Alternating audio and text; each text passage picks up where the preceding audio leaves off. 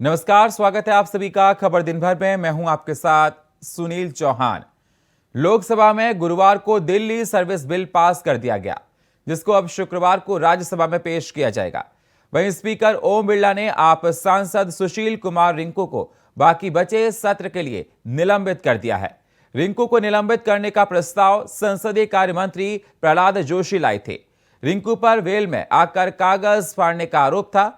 इस दौरान गृह मंत्री अमित शाह ने केजरीवाल पर जमकर हमला बोला। क्या डेमोक्रेसी की चिंता है? तो डेमोक्रेसी की चिंता है तो हर एक बिल महत्वपूर्ण है, हर एक बिल महत्वपूर्ण है।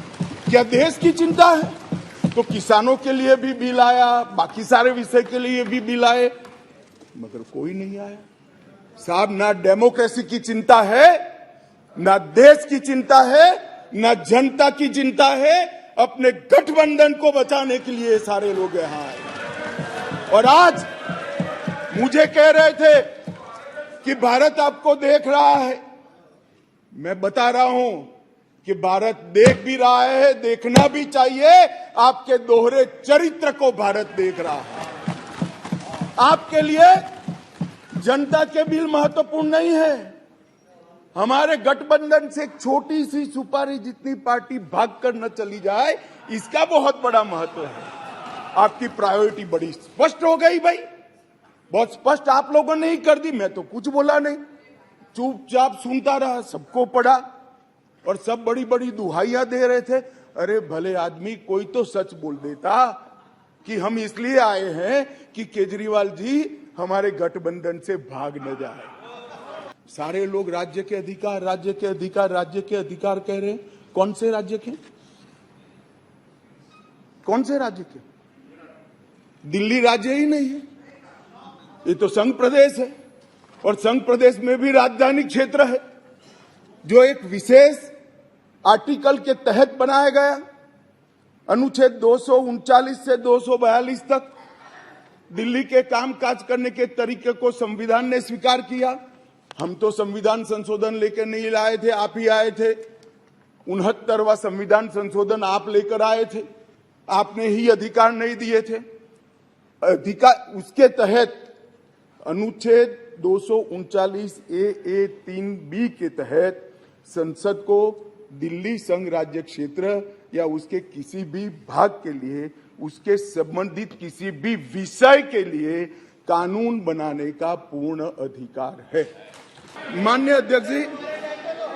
अध्यक्ष जी, उनको प्रॉब्लम एक ही है कि जनता के मन में भ्रांति खड़ी कर दी जाए। मैं उनको बताता हूं कि जनता है जो सब जानती है, कभी भ्रांति खड़ी नहीं होती है। आज आपने अपने आप को यहां पर एक्सपोज कर दिया है। 93 से लेकर 2015 तक किसी भी मुख्यमंत्री को कभी भी झगड़ा नहीं हुआ। आप भी आए, हम भी आए, ऊपर हम भी थे, आप भी थे। क्योंकि झगड़ा इसलिए नहीं हुआ कि जो भी आए, मैं तो आपके वखान कर रहा हूं अधीर रंजन जी, समझिए, चाहे कांग्रेस हो या बीजेपी, जो भी आए उनका मकसद दिल्ली की जनता की सेवा करना था। अगर सेवा करनी है तो झगड़ा करने की जरूरत नहीं, मगर अधिकार चाहिए तो झगड़ा करने, और झगड़ा करने का स्वभाव ही हो तो क्या कर सकते हैं। हम तो रिसीविंग एंड पर है भाई, झगड़ लो। अब इलाहाबाद हाई कोर्ट ने ज्ञानवापी मस्जिद परिसर के सर्वेक्षण के खिलाफ अंजुमन इंतजामिया मस्जिद कमेटी की याचिका गुरुवार को खारिज कर दी है। इसके बाद वाराणसी जिलाधिकारी एस राजलिंगम ने कहा कि कल से ज्ञानवापी में एएसआई का सर्वे शुरू होगा। देखिए रिपोर्ट। बहुत इंपॉर्टेंट फैसला है। देखिए, केस है, इसको जीत या हार के रूप में नहीं देखना चाहिए। केस है, केस हम लड़ रहे हैं और एक इंपॉर्टेंट फैसला है। एएसआई सर्वे से बहुत सारी चीजें क्लियर होंगी। तो आखिरकार इलाहाबाद हाईकोर्ट ने ज्ञानवापी मामले पर बड़ा फैसला सुना ही दिया। हाईकोर्ट ने ज्ञानवापी परिसर में एएसआई सर्वे को हरी झंडी दिखा दी है, यानी इस मामले में मुस्लिम पक्ष की अपील को कोर्ट ने खारिज कर दिया है। मतलब साफ है कि ज्ञानवापी पर एएसआई सर्वे पर रोक नहीं, सर्वे होकर ही रहेगा। कोर्ट ने अंजुमन इंतजामिया की पिटीशन को रिजेक्ट कर दिया है। हमारे हर एक आर्गुमेंट को कोर्ट ने मान लिया है और जो सबसे केंद्र बात थी, कोर्ट ने कहा कि जब एएसआई ने एफिडेविट दे दिया है तो एएसआई को डिसबिलीव करने का कोई ग्राउंड नहीं बनता है। और जो सबसे इम्पॉर्टेंट बात है, अंजुमन इंतज़ामिया के 2 आर्गूमेंट्स थे कि स्टेज पे सर्वे नहीं हो सकता है और ये एविडेंस लीड करने की एक्सरसाइज है। कोर्ट ने उसको रिजेक्ट किया और जो मेरे जितने आर्गूमेंट्स थे कोर्ट ने उसको इन टोटो माना है। इसलिए हम ऑनरेबल इलाहाबाद हाई कोर्ट का बहुत शुक्रिया अदा करते हैं और साथ ही साथ कोर्ट ने डिस्ट्रिक्ट कोर्ट वाराणसी के फैसले को तत्काल प्रभाव से लागू कर दिया। बहुत इंपॉर्टेंट फैसला है। देखिए, केस है, इसको जीत या हार के रूप में नहीं देखना चाहिए। केस है, केस हम लड़ रहे हैं और एक इंपॉर्टेंट फैसला है। एएसआई सर्वे से बहुत सारी चीजें क्लियर होंगी। आपको बता दें, मुस्लिम पक्ष का कहना था कि सर्वे से ढांचे को क्षति पहुंच सकती है। यानी दरअसल 21 जुलाई को वाराणसी जिला जज ने ज्ञानवापी के एएसआई सर्वे का आदेश दिया था। इस पर मुस्लिम पक्ष ने पहले सुप्रीम कोर्ट फिर हाई कोर्ट में सर्वे के फैसले को चुनौती दी। अब इलाहाबाद हाई कोर्ट ने मुस्लिम पक्ष की इस याचिका को खारिज कर दिया। इलाहाबाद हाई कोर्ट ने कहा कि न्यायहित में भारतीय पुरातत्व सर्वेक्षण का सर्वे जरूरी है, कुछ शर्तों के साथ इसे लागू करने की जरूरत है। उधर ज्ञानवापी मामले को लेकर इलाहाबाद हाई कोर्ट में बुधवार को एक जनहित याचिका दाखिल की गई है। इसमें श्रृंगार गौरी की नियमित पूजा की अनुमति दिए जाने की मांग की गई है। हालांकि वाराणसी कोर्ट में इस मामले का पहले से वाद चल रहा है। भैया, मंदिर हो या मस्जिद, वो सबका एक ही है। आप उसके मंदिर में देखिए या मस्जिद में देखिए, भैया मंदिर हो या मस्जिद, वो सबका एक ही है। आप उसके मंदिर में देखिए या मस्जिद में देखिए। दरअसल काशी विश्वनाथ ज्ञानवापी केस में 1991 में वाराणसी कोर्ट में पहला मुकदमा दाखिल हुआ था। याचिका में ज्ञानवापी परिसर में पूजा की अनुमति मांगी गई। मामला कोर्ट में पहुंचा, मगर अब लगभग 32 साल के बाद सर्वे पर कोर्ट ने अपना रुख साफ कर दिया है। वैसे आपको ये बता दें कि सुप्रीम कोर्ट के निर्देश पर हाई कोर्ट में सुनवाई हुई है। एक तरफ से हिंदू पक्ष की जीत माना जा रहा, क्योंकि दावा यही है कि इस एएसआई के सर्वे से ही 350 पुरानी ज्ञानवापी मस्जिद का इतिहास सामने आएगा। Bureau report, India voice, Lucknow. आज कोर्ट ने अंजुमन इंतज़ामिया की पिटीशन को रिजेक्ट कर दिया है। हमारे हर एक आर्गूमेंट को कोर्ट ने मान लिया है और जो सबसे केंद्र बात थी, कोर्ट ने कहा कि जब एएसआई ने एफिडेविट दे दिया है तो एएसआई को डिसबिलीव करने का कोई ग्राउंड नहीं बनता है। और जो सबसे इम्पॉर्टेंट बात है, अंजुमन इंतज़ामिया के 2 आर्गूमेंट्स थे कि स्टेज पे सर्वे नहीं हो सकता है और ये एविडेंस लीड करने की एक्सरसाइज है। कोर्ट ने उसको रिजेक्ट किया और जो मेरे जितने आर्गूमेंट्स थे कोर्ट ने उसको इन टोटो माना है। इसलिए हम ऑनरेबल इलाहाबाद हाई कोर्ट का बहुत शुक्रिया अदा करते हैं और साथ ही साथ कोर्ट ने डिस्ट्रिक्ट कोर्ट वाराणसी के फैसले को तत्काल प्रभाव से लागू कर दिया। बहुत इंपॉर्टेंट फैसला है। देखिए, केस है, इसको जीत या हार के रूप में नहीं देखना चाहिए। केस है, केस हम लड़ रहे हैं और एक इंपॉर्टेंट फैसला है। एएसआई सर्वे से बहुत सारी चीजें क्लियर होंगी। ये आज का फैसला बहुत बड़ा अहम फैसला है। ये मेरी नहीं, आपकी नहीं, सारे सनातनियों की जीत है।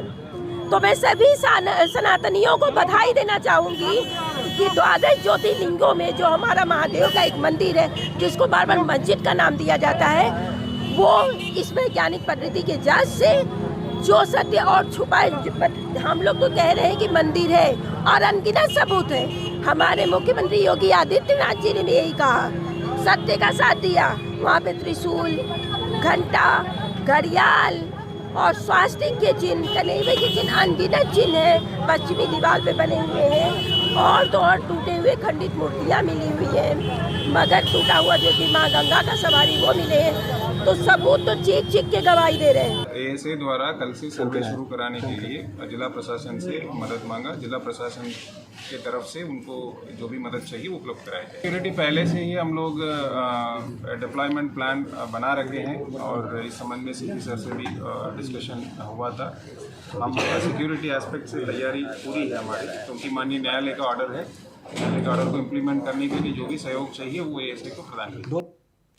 हरियाणा के मेवात जिले के नूह में विश्व हिंदू परिषद की शोभा यात्रा के दौरान हुई हिंसा के मामले में गृह मंत्री अनिल विज ने कहा कि सरकार की सबसे पहले प्राथमिकता शांति बहाल करने की है, जिस पर हम काम कर रहे हैं। केंद्र से भी फोर्स मंगाई गई है, प्रदेश की फोर्स भी लगाई गई है और अभी पूरी तरह से शांति बहाल है। और सोशल मीडिया ने क्योंकि इस नूह वाले हादसे में बहुत बड़ी भूमिका अदा की है, तो उसके लिए भी मैंने एक 3 सदस्यीय समिति बना दी जो 21 जुलाई से लेके 31 जुलाई तक और उसके आगे तक हर सोशल मीडिया को स्कैन करेगी, हर फेसबुक को, ट्विटर को और व्हाट्सएप को स्कैन करेगी।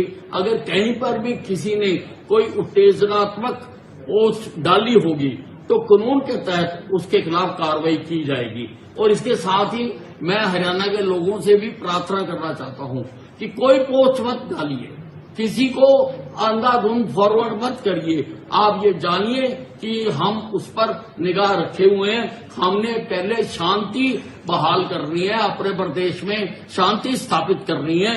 ये हमारा फर्स्ट एंड फॉरमोस्ट कार्य बनता है, लेकिन अभी नहीं है। अभी तो शांति बहाल करनी है। आप लोग भी अपने तरीकों से, आप अपने कार्यकर्ताओं के माध्यम से, अपने नेताओं के माध्यम से शांति बहाल करने में योगदान दें। ये मैं आपको कहना चाहता हूँ। राजनीति करने का जब समय आएगा तो हम और आप करेंगे ना, राजनीति करेंगे। वक्त एक छोटे से ब्रेक का है, मिलते हैं एक छोटे से ब्रेक के बाद। ब्रेक के बाद स्वागत है आप सभी का खबर दिन भर में। अब रुक करते हैं अगली खबरों का। राजस्थान से भाजपा की महिला लोकसभा सांसद दिया कुमारी और रंजिता कोहली ने गुरुवार को प्रदेश की गहलोत सरकार पर हमला बोलते हुए कहा, अशोक गहलोत की सरकार में राजस्थान पूरे देश का रेप कैपिटल बन गया है और गहलोत को अब सत्ता में बने रहने का कोई अधिकार नहीं है। आपको बता दें, बीजेपी राष्ट्रीय मुख्यालय में मीडिया से बात करते हुए भाजपा महिला लोकसभा सांसद दिया कुमारी ने कहा कि प्रदेश में राजधानी जयपुर सहित हर जिले में दिल दहला देने वाली वारदातें हो रही हैं। महिलाओं और नाबालिगों के खिलाफ अपराध की घटनाएं लगातार बढ़ती जा रही हैं, रोजाना हो रही हैं और तेजी से बढ़ रही हैं। आज ही भीलवाड़ा में नरसिंहपुरा गांव में कोयले की भट्टी में एक बच्ची की जली हुई लाश मिली। जो बच्ची थी वो अपनी मां के साथ खेत में थी। ये लोग बकरी चरा रहे थे और फिर एकदम से वो बच्ची नहीं मिली। उसके बाद परिजन गए, थाने में रिपोर्ट भी दर्ज की, उसकी खोज करने का प्रयास किया। फिर वो जो कोयले की भट्टी थी वहां गए और वहां पर उसकी बिल्कुल जली हुई लाश मिली है। और अब परिजन कह रहे हैं कि उसके साथ रेप हुआ है, गैंग रेप हुआ है। और जो ये घटना हुई है उस पे जो एक्शन लेना चाहिए था वो राजस्थान पुलिस ने नहीं लिया। वहां के मुख्यमंत्री को अब सत्ता में रहने का अधिकार नहीं है।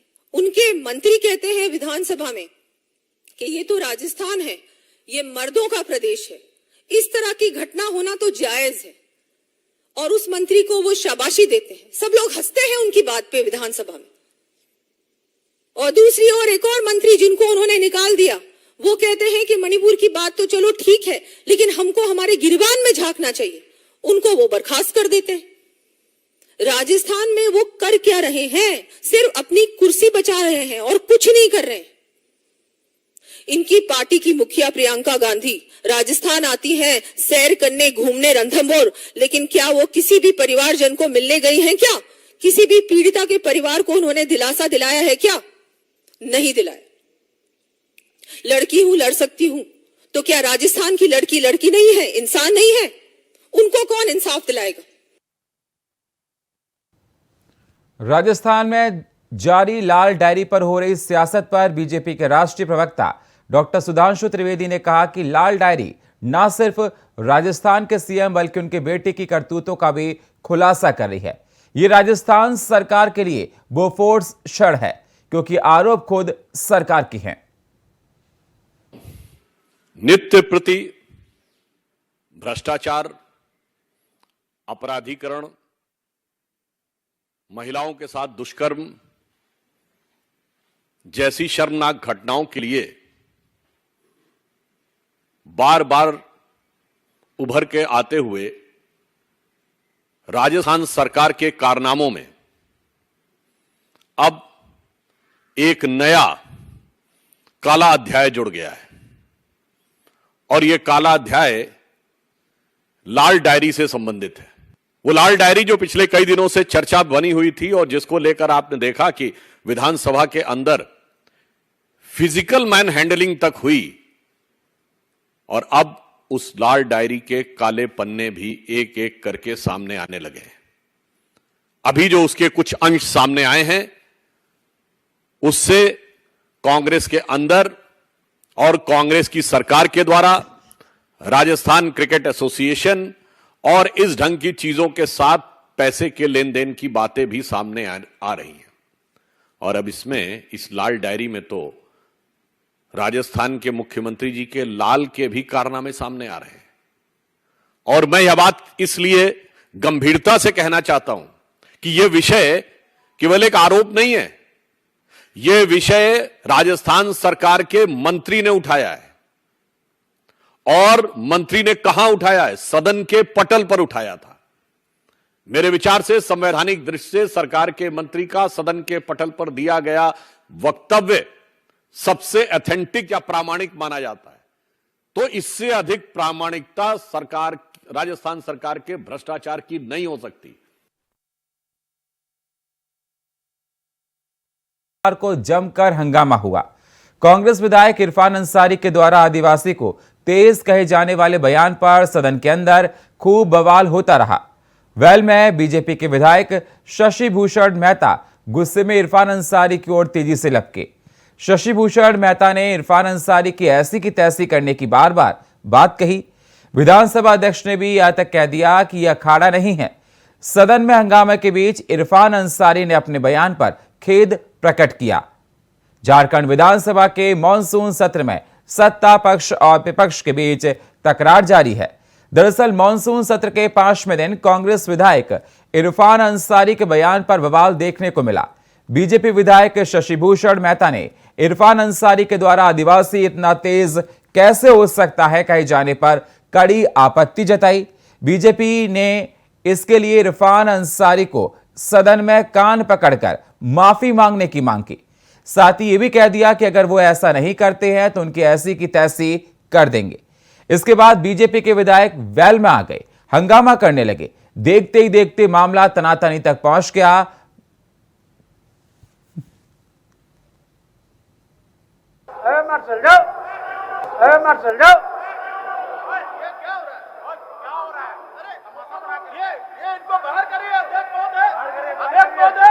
मान्य सदस्य आसन पर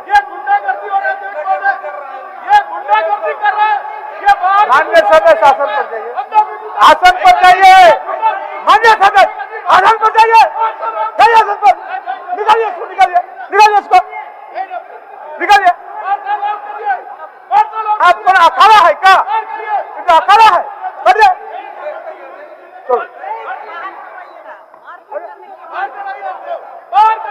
आप इनको आसन पर ले जाइए, आसन कड़ा रुकेगा, आसन कड़ा रुकेगा, हम बता देता है।